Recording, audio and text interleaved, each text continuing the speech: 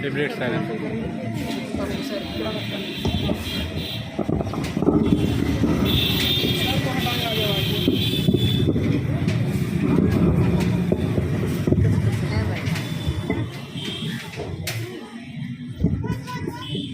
आदरणीय उपस्थित इस तिरंगे के नीचे जितने भी गण्यमान्य लोग हैं, सभी को मेरा सादर नमन स्वीकार हो।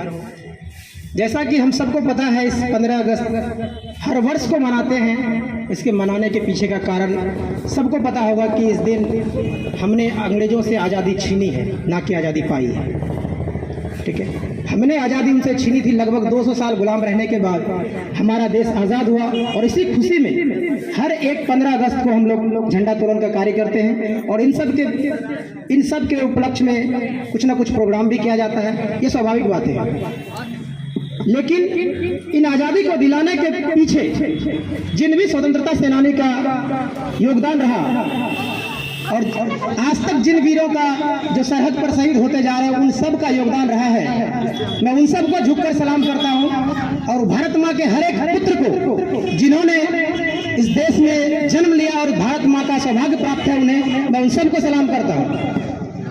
और किसी सैनिक की तो बातें हैं और अच्छा लगे तो तालियां जरूर बजाइएगा कि कहां पर बोलना है और कहां पर बोल जाते हैं, कहां पर बोलना है और कहां पर बोल जाते हैं, जहां खामोश रहना वहां मुंह खोल जाते हैं। और कटा जब शीश सैनिक का तो हम खामोश रहते हैं, कटा जब शीश सैनिक का तो हम खामोश रहते हैं, कटा जो सीन पिक्चर का तो सारे बोल जाते हैं। ये इस देश की सच्चाई है। अगर कोई सैनिक सरहद पे शहीद होता है, आप उसे केवल शहादत देंगे, एक दिन का मौन व्रत रख लेंगे, इससे ज्यादा कुछ नहीं कहेंगे। लेकिन याद रखिए, वो सैनिक अगर वहां जगते हैं तभी हम लोग चैन से सो पाते हैं। अदरवाइज इस देश का नक्शा किस तरह से मिल जाता पता नहीं चलता। लेकिन सिनेमा घरों में एक सीन का पिक्चर कट जाए तो वहां जूते चप्पल चल जाते हैं। अगर पता चला पुलवामा अटैक हुआ तो लोग शांत हैं, जो भी करेंगे सरकार करेंगे। आपको और हमें हिमाकत नहीं होगी कि बॉर्डर के उस पर चप्पल जूते फेंक पाए, लेकिन आप सिनेमा घरों में जरूर फेंक पाएंगे। तो आइए इन सभी वीर को याद करते हुए मैंने पिछली 1-2 रातों में कुछ कविताएं लिखी हैं। ये खुद मैंने लिखी है, कहीं से कॉपी नहीं की है। आपको अच्छा लगे तो तालियां जरूर बजाइएगा और सुनिएगा एक एक शब्द को ध्यान से कि वो खून नहीं वो पानी है, वो खून नहीं वो पानी है, जिसने भारत माँ को दी ना कभी सलामी है।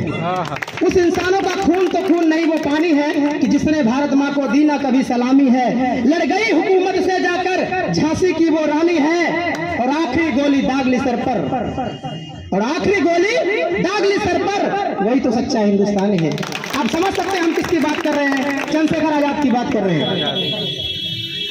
अल्फ्रेड पार्क में जब मुठभेड़ हो गया तो चंद्रशेखर आजाद के पास जितनी भी गोलियां थी वो अकेले लड़े, और अंतिम गोली, क्योंकि उसने कमिटमेंट कर दिया था, उसने कमिटमेंट किया था कि अंग्रेजों के पास ऐसी कोई बुलेट नहीं बनी जो हमें मार सके, इसलिए अंतिम गोली उन्होंने सर पे दाग ली कि लड़ गई हुकूमत से जाकर वो झांसी की रानी है, और आखिरी गोली दाग ली सर पर, वो वीर तो हिंदुस्तानी है, वो वीर तो हिंदुस्तानी है। अगली लाइन सुनिएगा कि आजादी यूं ही नहीं मिली हमें खैरात में। ये आजादी हमें कोई खैरात में नहीं मिली है, कोई उपहार में नहीं मिली है। इनके पीछे का वजह सुनिए। ये आजादी यूं ही नहीं मिली हमें खैरात में, लाखों वीर शहीद हुए आधी आधी रात में, लाखों वीर शहीद हुए आधी आधी रात में।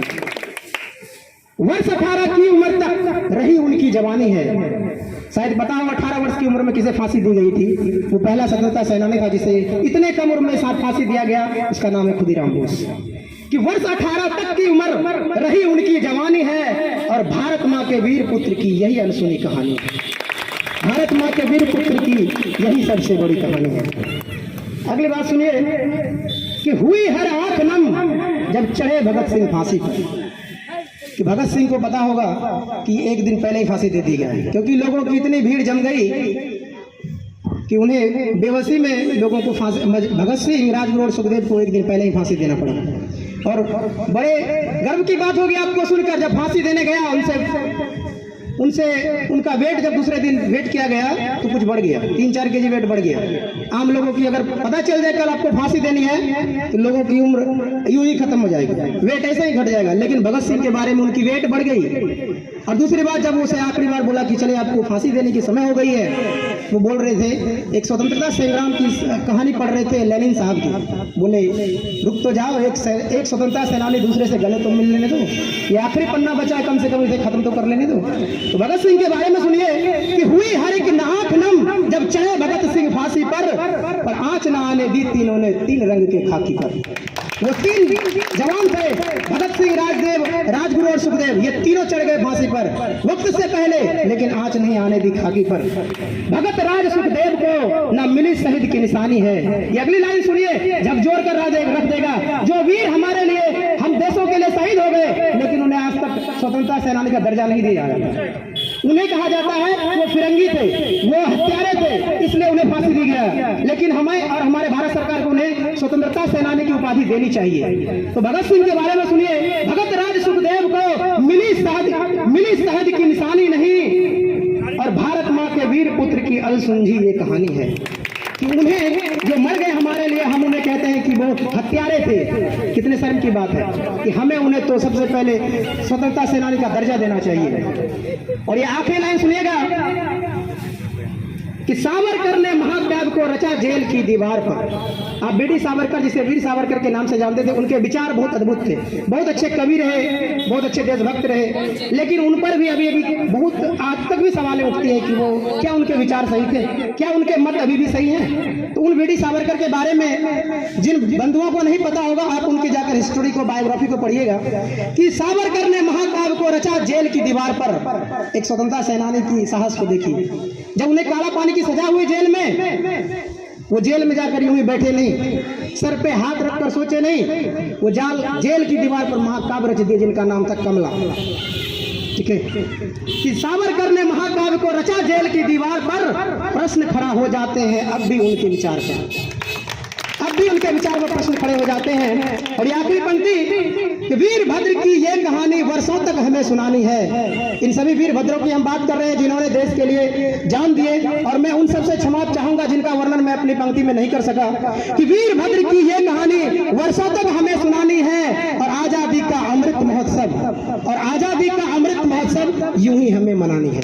आजादी का अमृत महोत्सव यूं ही हमें मनानी है। और वो खून नहीं जो पानी है, वो खून नहीं वो पानी है, जिसने भारत माँ को दी ना कभी सलामी है, दी ना कभी सलामी। तो इसी के बाद मैं अपनी पंक्ति को विराम देता हूँ। वाचन की अशुद्धि के लिए मैं क्षमा चाहूंगा। जय हिंद, जय भारत।